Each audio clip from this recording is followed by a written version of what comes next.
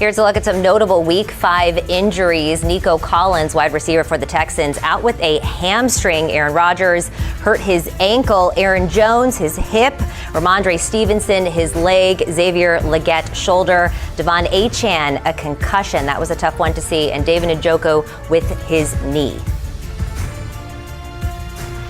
And let's get in our sports injury analyst, Marty Jaramillo, to help provide some expert insight into some of these key injuries going on in the NFL. Let's start with Texans wide receiver Nico Collins. He suffered a hamstring injury on a 67-yard touchdown reception in the first quarter of Sunday's game against the Bills. Collins did not return, but he seems to have avoided a serious injury. What can you tell us about this type of injury? Well, Katie, great questions. Always great to be here. Listen, these injuries are piling up across the NFL, but this week, for some players, we have more questions than we have answers. With Nico, man, he dodged a bullet with this hamstring. It didn't look good at first, but the team designated him as day-to-day. But this is what the Texans do know, that the hamstring injury, you have to be conservative. Why? Well, one thing, the hamstring has poor blood supply innately, so by nature, they will take a while to heal. Number two, most tears have a tendency to be small, but the healthy muscle around the tear tighten up, which makes the injury field much larger. Number three, they have a tendency to be stubborn, especially when you have the elite speed that Nico possesses. So the body has a way of hiding symptoms and hiding injury. So listen, I expect him to stay day to day, but depending after day 2, day 3, when the tightness and swelling really set in, that's when more decisions will be made on Wednesday and Thursday for next week. I expect him to be ready for week 6 because they gave him day to day already, but do not be surprised, fantasy managers, if they give him one extra day week. I love that you called out fantasy managers because we are reeling over this one. And like you said, he is day to day. But yeah, the Texans are optimistic that he could return for Game 6 at New England. Next up, you did say that you were a Jets fan. So Aaron Rodgers took a hard hit to his lower body against the Vikings on Sunday. His leg getting bent kind of in an awkward position. It's being classified as a low ankle sprain. Is this anything to worry about, Marty? Well, Katie, another great question. Boy, was that a long flight home for my New York Jets. Yes, it was classified as an ankle injury, but let me tell you, it was so much more. Why? All week long, he was battling left knee pain, swelling, inflammation, soreness. And then you saw the replay of the tackle. That knee was significantly torqued, and so was the ankle, but they classified it as an ankle. But no, it is actually both. Why? Because of the history on his left leg. In 2004, ACL reconstruction of his left knee. 2015, clean out arthroscopic surgery of his left knee. 2024, Achilles tendon repair of his left ankle, plus a calf tear prior to that, and now all this wear and tear, the ankle and knee in this past game. So yes, it is a lot more than just his ankle. Was he a gamer? Yes. Did he try as hard as he possibly could? Yes. But you noticed that his mobility was affected. Now, if his knee clears diagnostics and the various exams, he will be day-to-day for his ankle. Okay, so that one's a little bit more serious. And you could see in that clip, too, he wasn't grabbing his ankle. He was grabbing the back of his leg, looked more like the hamstring there or possibly the knee, as you just said. Some positive news for Jets fans and maybe for Aaron Rodgers. Despite the injury, he did become the 9th quarterback to reach 60,000 passing yards, so a little bit of silver lining to that. Let's move on here, Marty. Anthony Richardson missed the Colts' Week 5 loss to the Jags. He was held out partly because of concerns that he could further damage his hip/oblique injury that he suffered against the Steelers. But this was even after extensive throwing on the side in the workout during warm-ups. What do you think the Colts need to see from him in order to actually clear him to play? That's a really great point you made, because what they noticed that, yes, he was throwing well all week and he gradually trended in the right direction, but it was his stance leg.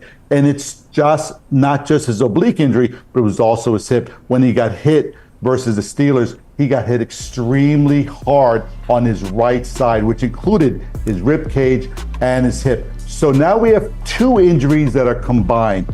As he backpedals on his stance leg, that's his hip. As he follows through on a throw, that's his obliques. So they are combined. So because of the elite throwing capacity and the speed of his throws, they were very smart to hold him back just one more week. But I expect him to play next week. But here's the issue. I reported last week, we have more concerns about his longevity. Yeah. He just takes too many chances out of the pocket. He has to get smarter in protecting his body. Yeah, and as we saw on the screen there, he's left 4 of his 8 starts with at least 1 injury. So like you said, longevity might be a problem. Learning how to protect his body is something very important for quarterbacks.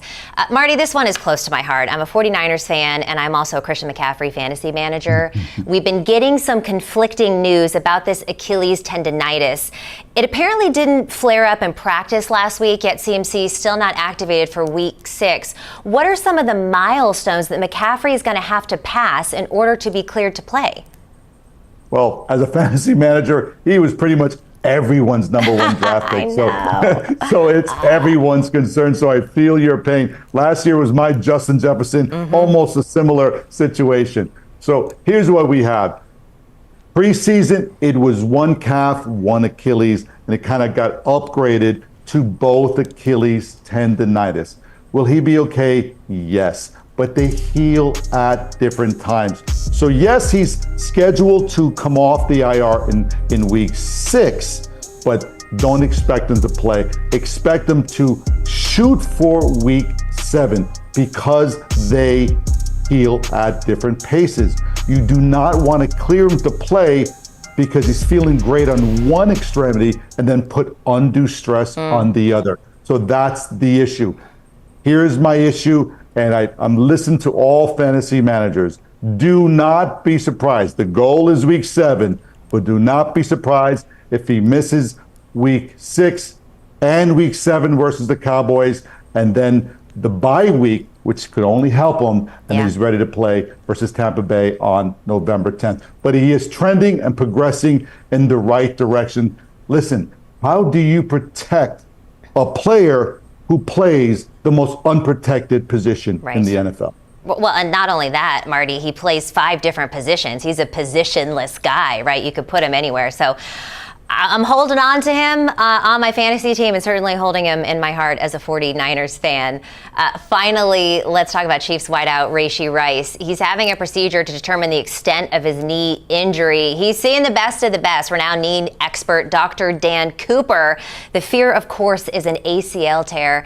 In your opinion, and of course you don't know everything about it, is there a possibility that we could see Rice on the field again this season?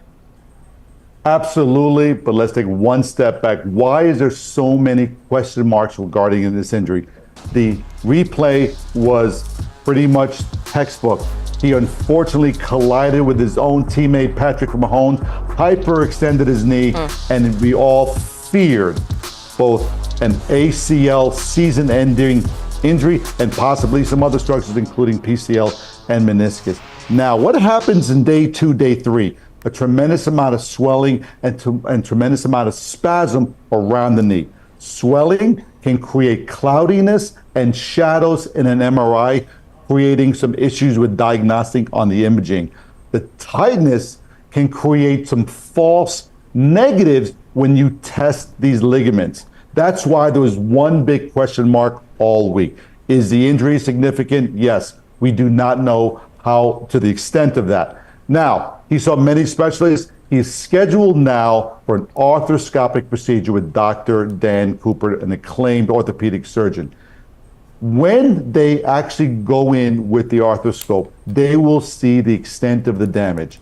Is it a full ACL tear? Is it a partial ACL tear? Is it some other structures, including the PCL?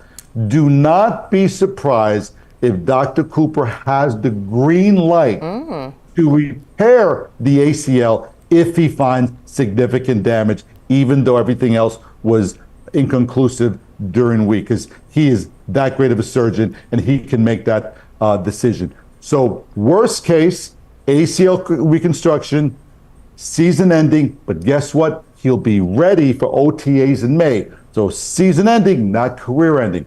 Best case, partial tear of the ACL, no significant damage to the knee, and he'll be back in 6 to 8 weeks this season. So that's why all week we've had nothing but question marks. Now you know. All right, that makes a lot of sense. We'll hope for the best with that one. The undefeated Chiefs will take on the Saints tonight, 5.5-point favorites. Marty, thank you for your time and giving us some clarity on some of these injuries. A reminder, everybody, get all of your news, highlights, and scores right here on CBS Sports HQ.